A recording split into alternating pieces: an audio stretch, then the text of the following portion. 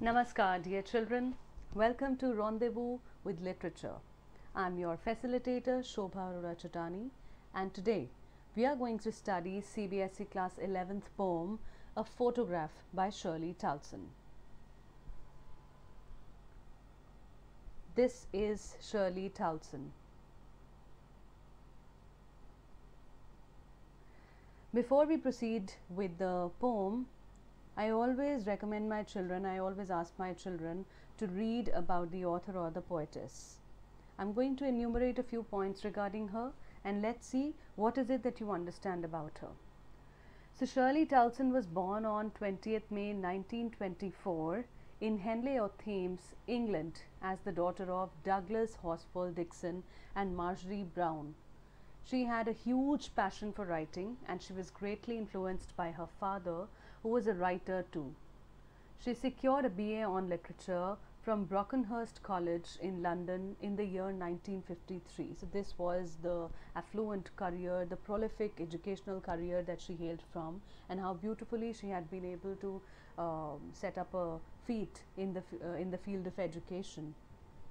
Shortly she took writing as career, but also served as the editor for many magazines in the meantime. She married Alan Brown John on 6th February 1960. They had 3 children, Janet, Ian and Stephen Brown John. But after 9 years they divorced on March 1969.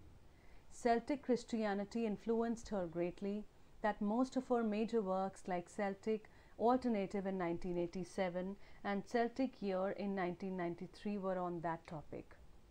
But these works indeed made her more famous. So this was a quick glimpse about the kind of life she had led, the kind of literary achievements she has had, the kind of educational feats she had shown, and the kind of marital life she had led. Now, before we read the poem, children, it's always important to ask yourself what the title of the poem suggests to you as readers.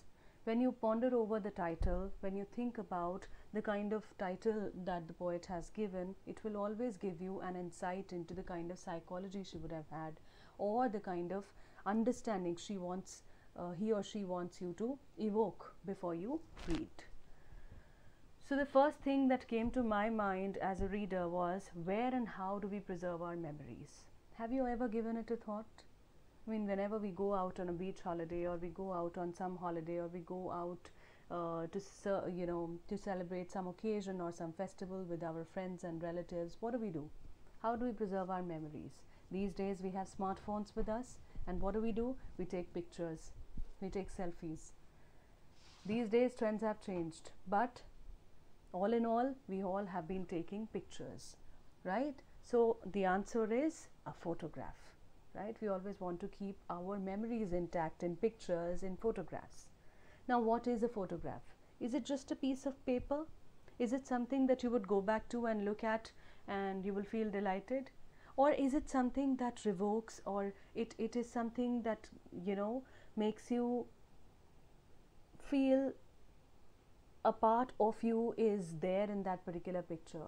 Does it give you that retrospective look about the things that you've already passed, that you've already experienced in the past? Think about it. Now, is it just a piece of cardboard or something worthwhile, is what we have just discussed. What is the purport of a photograph? Is it only to just pile up the memories that we have, or to catalog the occasions that we have celebrated with our near and dear ones, that we have a photograph? Or is there a real purpose behind clicking a picture? What is it that it gives us? Some real happiness? What is it? Think.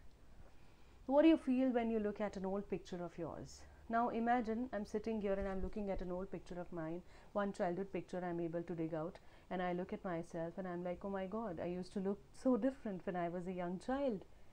Right? I may not like my hairstyle, I may not like the way I used to carry myself, the clothes I used to wear, the attire I used to have, and the talks. More so, it will remind me of the moment, of that particular moment back in time. Right? I will be reminded of all the incidents, of all that particular scenario. The context of that picture will come straight forth. Right? It will come right before me. So that old picture of yours will remind you of not just memories, but the experience that cannot be retrieved, right? Now, the last thing that I want you to ask and ponder over is that what emotions or feelings does an old photograph bring? Does it revoke any emotions? Does it make you feel overwhelmed, or does it give you any sort of other feeling? What is it? That is what you have to understand. So dig out a photograph and just think, what is it that is making you feel about it? Proceeding to the poem, I will give it a quick read, and let's understand what does it imply literally, and then we will delve into the figurative meaning. The cardboard shows me how it was when the two girl cousins went paddling, each one holding one of my mother's hands, and she, the big girl, some 12 years or so. All three stood still to smile through their hair at the uncle with the camera. A sweet face, my mother's, that was before I was born, and the sea, which appears to have changed less, washed their terribly transient feet. Some 20-30 years later, she'd laugh at the snapshot. See Betty and Dolly, she'd say, and look how they dressed us for the beach. The sea holiday was her past, mine is her laughter, both wry with the labored ease of loss.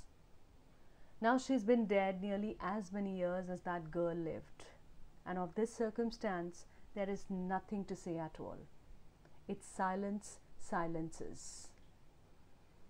Such an exquisitely written poem in such plain, simple language, something that makes you feel overwhelmed, something that reminds you of a beautiful relationship which cannot be expressed in words, a relationship which cannot be worded. It is something that will always remain intact in our heart, and that is the relationship we share with our mother. Let us ponder over the language and let us understand what is it that the poet is trying to tell us through this poem. The cardboard shows me how it was. Now here, what is the meaning of cardboard? Cardboard is the picture. When she looks, the poet is looking at the childhood picture of the mother.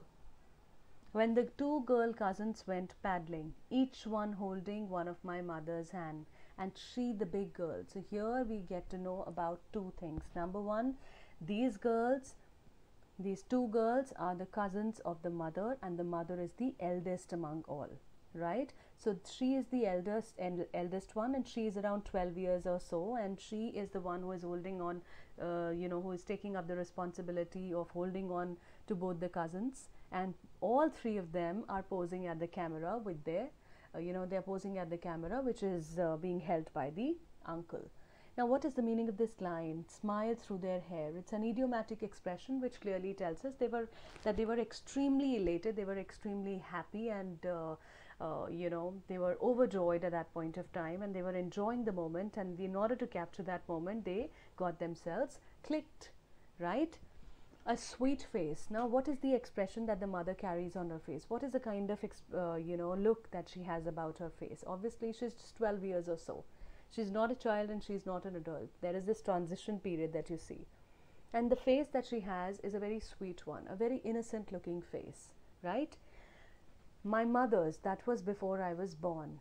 Now she's telling us that since this is the childhood picture of my mother, she used to have a beautiful, sweet face at that point of time, and it is obviously the point of time in her life when I was not born, right?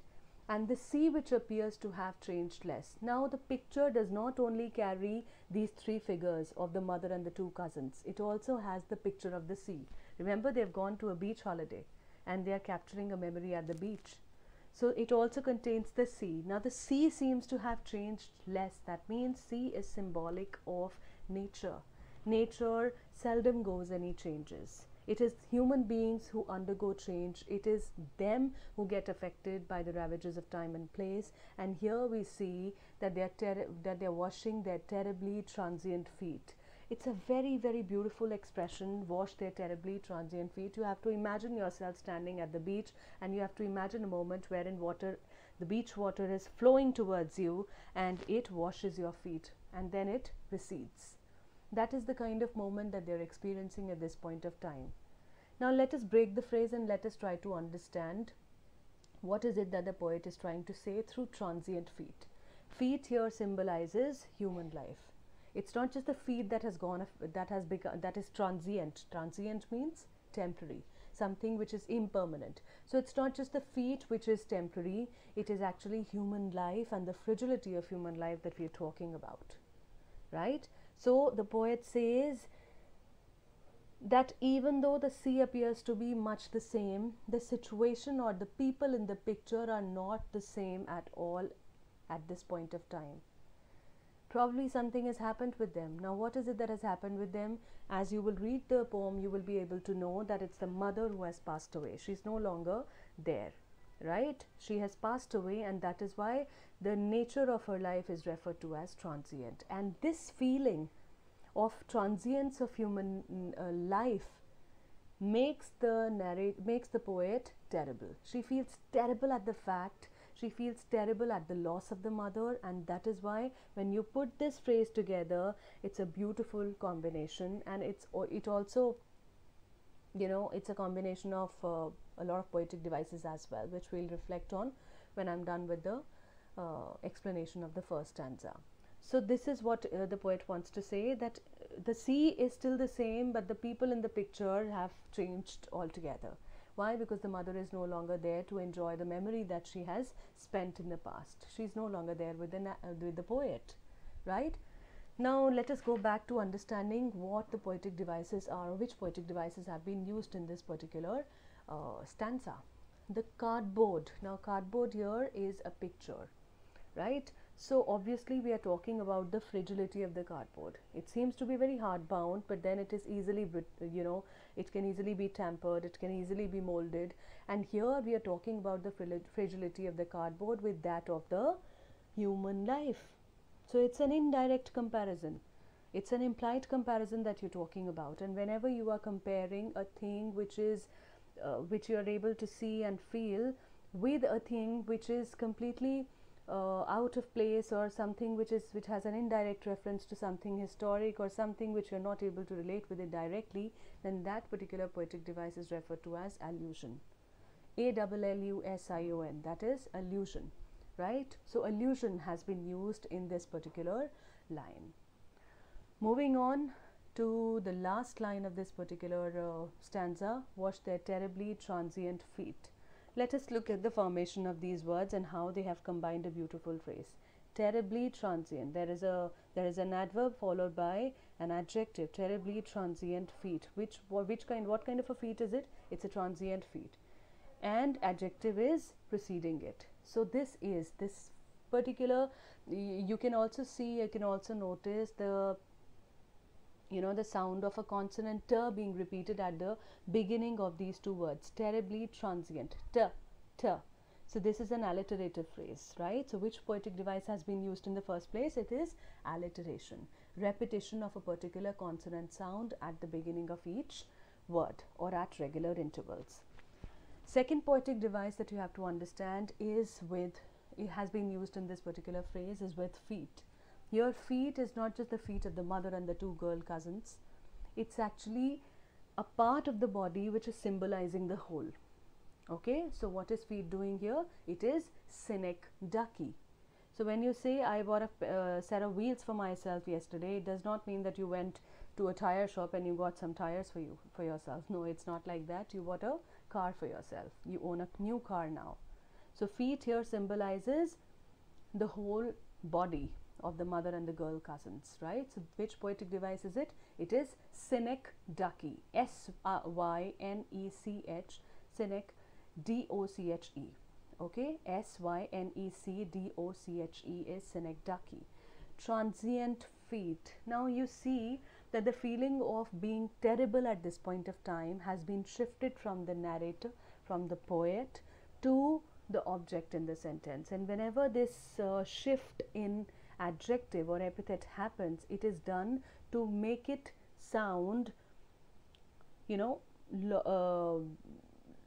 grammatically fit, to fit in grammatically into the sentence, not logically. Now obviously logically it is not sounding correct, but then obviously in order to place it grammatically correct in the sentence, we have shifted the formation, we have shifted the epithet associated with the poet to the object in the sentence, so from the subject to the object. and that is why it is transferred epithet. 3 poetic devices: number 1 alliteration, number 2 synecdoche, and the number 3 transferred epithet.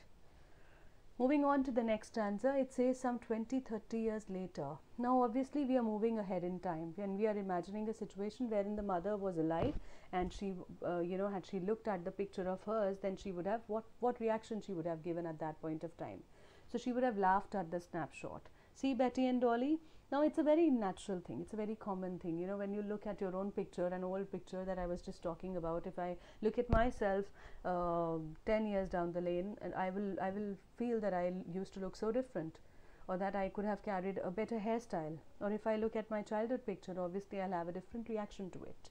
So here also the same thing is happening, and she's going to, after this particular incident, after this particular memory of hers, after this experience of being at the beach, when she would look at herself some 20-30 years later, she would have given this reaction of saying that, see Betty and Dolly, look how different they dressed us for the beach, we look so weird, right?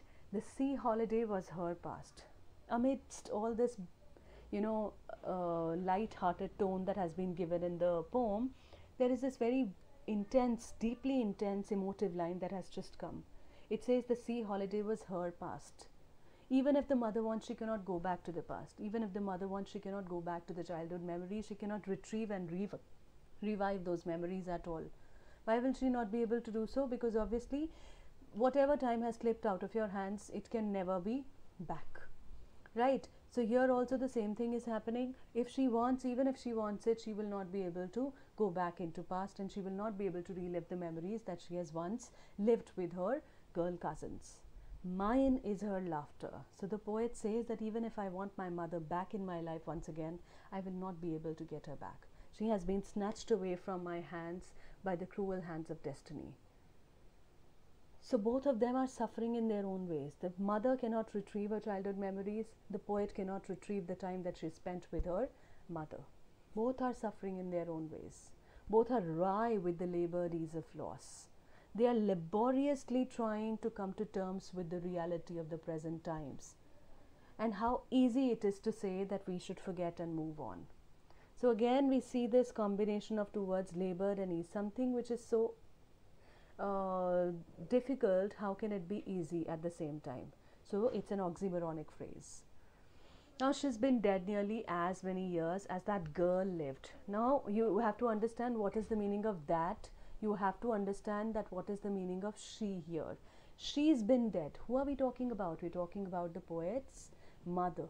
She's been dead nearly as many years as that girl lived. Who is that girl? That girl is also the poet's mother.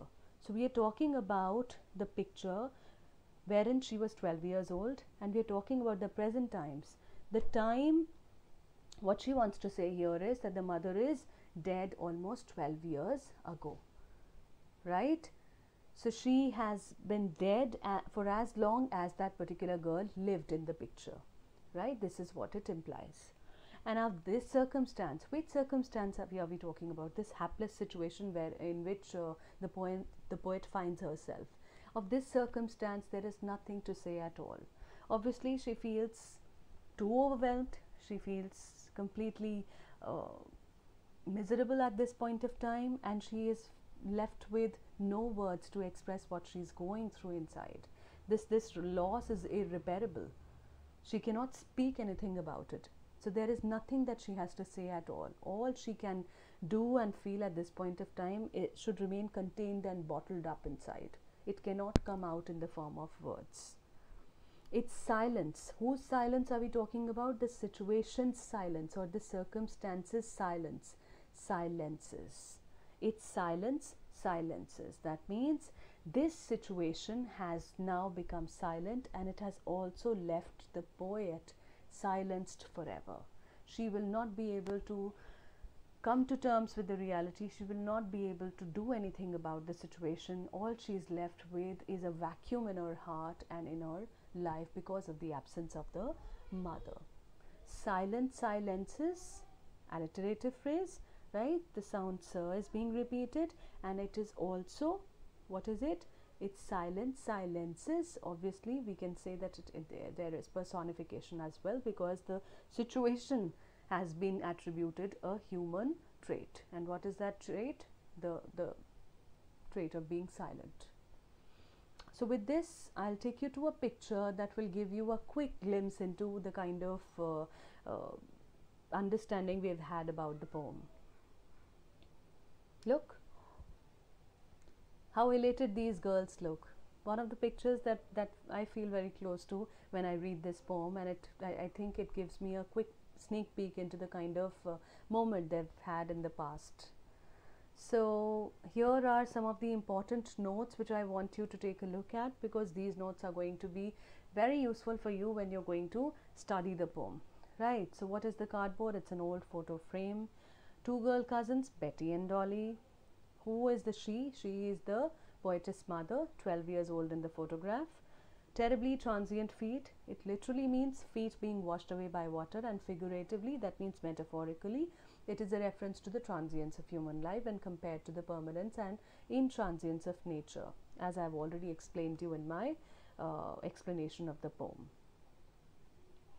The sea holiday, poetess's mother's past. Obviously, the sea holiday is the mother's past, a sweet memory that is looked, when she used to look innocent, vivacious, and enjoyed amusing moments with her cousins at the beach. Mine is her laughter. What is the meaning of this? Mine is her laughter. The poetess past is her mother's laughter, and obviously, what is the past associated with the poet? It is the happiness of the mother. It's the feeling of being with the mother. Now the mother is no longer with her, so her laughter is being remembered. Both try with labor ease of loss. Both the poetess and her mother are amused at the way everything changes with time. Obviously, they are laboring hard to come to terms with reality. The mother cannot go back, the child cannot retrieve the mother back. So the mother's face has turned dry at the loss of the innocent joys of childhood. The poetess's face has turned dry after losing the joys of her mother's company. So the sense of loss has overcome the pleasure of the sea holiday and the mother's laughter. A very clear explanation of what I've just told you in the poem. Then we have its silent silences. Obviously, the silence of the death mutes everyone. You don't have anything to say after that. You just have to gulp it down. You just have to digest it, and you just have to internalize the fact that this is something that is inevitable. That is something you cannot do anything about. Death in itself is so silent that it cannot be expressed in words. Thus, the silence. First stanza. What is the first stanza talking about? Poetess's mother's childhood. Second stanza, poetess's middle age, wherein she's looking at her picture and she's laughing at the moment, and she's laughing at the way these people had dressed them up for the beach. Third stanza, years after the mother's death. 12 years it's been, and poetess is recollecting the memories of her mother. Look at the theme. Our days captured in still pictures have the power to once again evoke smiles and tears of the past. So what is the theme here? Who would not want to relive these days? Right? A picture is not just a picture, it's a collection of memories. It's a moment in the past which you want to relive, and who doesn't want to relive the memories that are that one has experienced with joy and elation. Second, death is again an inevitable reality of human life which you cannot escape at all. So here the poet presents a poignant scene of the rush of memories, and when she's looking at the mother's childhood picture, the smile was heartening but poles apart from her morose expression later in life. So if it not in reality, the poet definitely got the warm comfort of her smile through the photograph. If she cannot retrieve her mother, it's the photograph that can bring back those memories, and it can easily revive all those memories that she has spent with her mother. Now through the poem we realize the essential worth of a picture. This takes us back to the questions we pondered over from the at the beginning of the poem, and how memories of the past prove a fuel for future life. Poetic devices, as I've already told you, labored. We have stood still to smile is alliterative, silent silences, terribly transient. Labored loss is also alliterative. Alliteration doesn't need to be one after the other. It doesn't have to start from one phrase to the other. It can be after regular intervals also. So if one particular word is being repeated after regular intervals, or sound is being repeated at a stretch of 2-3 words, then obviously that is also counted as alliteration. Labor, ease of loss, two opposite words have been put together. Labor, ease, something which is laborious cannot be easy. So, oxymoronic phrase. Cardboard, as I've already told you, is allusion.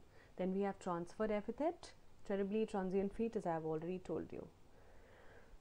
Now here is an explanation of transferred epithet in case you have not followed or you want to look for more examples. This is the best one to understand. And another example has also been shared with you. Dreamless night is one example that has been shared here, and controlled chaos. And these days, funnily, everyone is saying happily married is also transferred epithet. So let's look at the vocabulary now. Enriching vocabulary, that is a part of the poem. Paddling, pronunciation has been given here. How do you have to pronounce it? And obviously the synonym is treading water. Transient, something which is temporary. Snapshot is a photograph. Rye is dry. I mean, there is nothing that you can do about it. You just have to remain immune to it. Labored, difficult. Ease, easy. Circumstance, situation.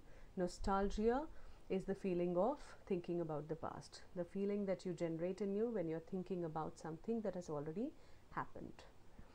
Moving on next to textual questions. These textual questions are extremely important. I would want you to go to these questions whenever you're preparing yourself for the poem. They encompass everything that you would need to know about the poem. They encompass every little theme that is being reflected and being talked about in the poem, with some sample answers, so you can take a look at them and you can also use them for reference and then form your own opinion, form your own answers while attempting the questions in exam. What has the camera captured? Why? What has not changed over the years? Does this suggest something to you? The poet's mothers laughed at the snapshot. What did the laugh indicate? Next we have, what is the meaning of the line both rye with the labored ease of loss? Then we have, what does this circumstance refer to? The three stanzas depict three different phases, as we have just talked about. What are they? These are some of the short answer type questions which I feel you should also go through, because these questions are going to be a sort of extra practice or a deeper insight into what we have already done. So if you just take a look at them, and they are going to be a short easy thing for you to practice. You can take a picture of it by pausing my video, or you may be you may go back to the video once again and watch it whenever you want to for practice purpose. Thank you, children. I think I've been able to do justice to the comprehension of the poem, and I have been able to make you understand what the poem was all about. If you really like the video, do like, share and subscribe. Thank you so much.